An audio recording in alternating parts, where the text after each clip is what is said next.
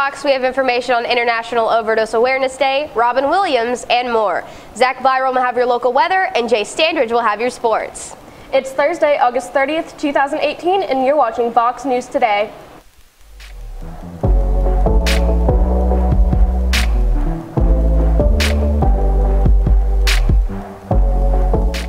Please stand for the pledge of the flag.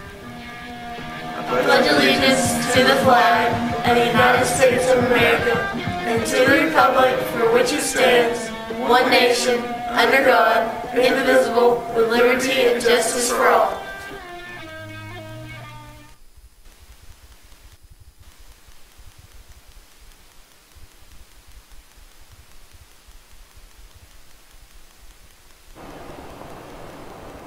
Good afternoon and welcome back. I'm Mary Beth Mangrum. And I'm Taylor Lawson. A candlelight vigil is planned this week in downtown Cleveland in observance of overdose awareness. The Save Our Children International Overdose Awareness Vigil is scheduled for 7:30 to 8:30 p.m. Friday at the Bradley County Courthouse Plaza. According to www.overdoseday.com, International Overdose Awareness Day is a global event held August 31st each year and aims to raise awareness of overdose and reduce the stigma of a drug-related death. Locally, the Tennessee Overdose Prevention Organization has partnered with the 64 Butterflies, a grief support group for parents which can be found on Facebook as 64 Butterflies. For more information, you can contact 64 Butterflies, Angie Taylor, Terry Beatty, Melanie Quine Marshall, or Beth Freeman on Facebook. On Tuesday morning, close to 1,000 singers lined up in downtown Chattanooga to audition for American Idol. While many walked away disappointed, one got to go through to audition with judges. Jess Blankenship moved to Cleveland specifically to pursue an education in vocal performance. She switched majors after her first semester, but this experience seems to have brought her back to her first love, singing. Jess auditions for the executive producers in Atlanta on September 20th. Actor and comedian Robin Williams is being honored with a giant mural in San Francisco. It's the work of an Argentinian national named Andres Iglesias, who also goes by the pseudonym Cobre. Iglesias says he was asked by another artist last week to paint an old mural, and it took him 6 days to complete. He chose Williams as his subject, saying that he loved his work in Hook and Patch Adams. Iglesias spent $900 of his own money on paint and a lift to complete the mural. Williams, who died in 2014, spent the majority of his life in the San Francisco area. A dam breach in central Maynard has killed at least one person and displaced as many as 20,000 people. The spillway was compromised, sending floodwater into towns and villages, according to Reuters. The immediate danger to residents has passed, but there's a threat for more flooding.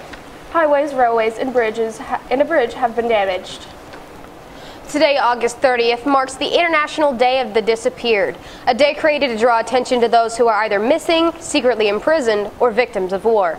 Sadly, in Lebanon, there are many to remember. 17,000 people are missing from the civil war that lasted 15 years. As Ben Weidman reports, the country's leaders have been slow to respond to desperate pleas for help.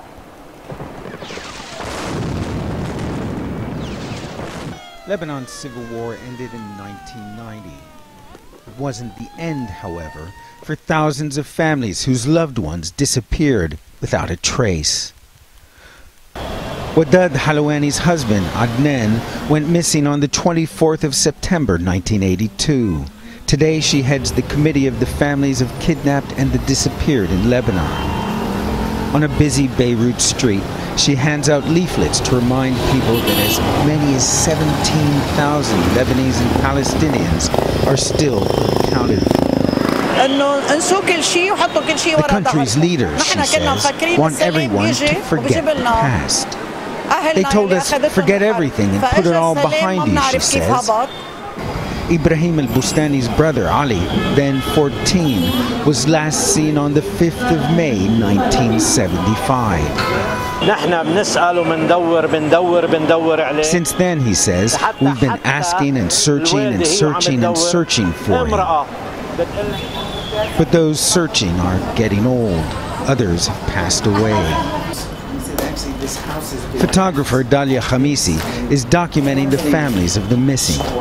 As if time stopped for them, because obviously they cannot move forward. Women cannot get married again, they cannot inherit. The kids grow up listening or watching their mothers suffering, and I mean, it's as if life stopped for them.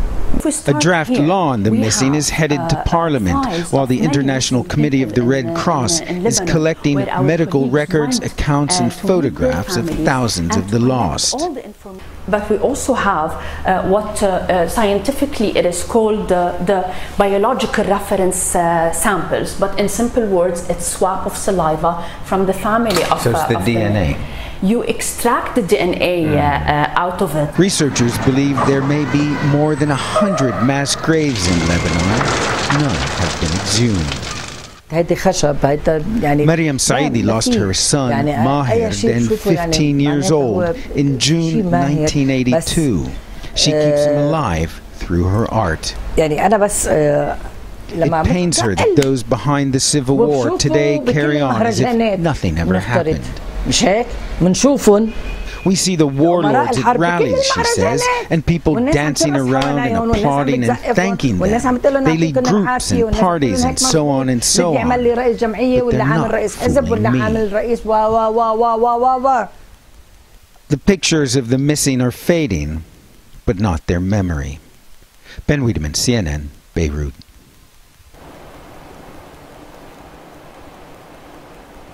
Now let's send it over to Zach with your 7-day forecast. When we get back, ladies and gentlemen, I'll have your 7-day forecast and more.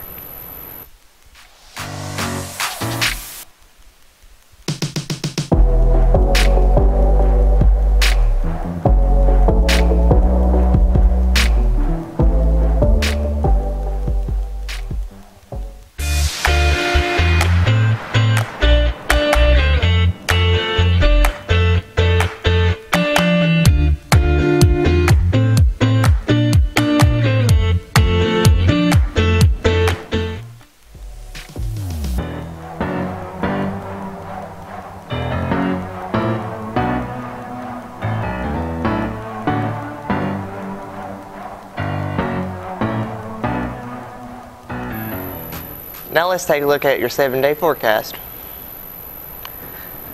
Through the rest of the week, we will have temperatures, highs of 89, lows of 89 and 87, lows of 68, with a 20% chance of rain. Now through the weekend, we will have temperatures of 86 and 88, with lows of 68 and 67, with 50 and 20% chances of rain.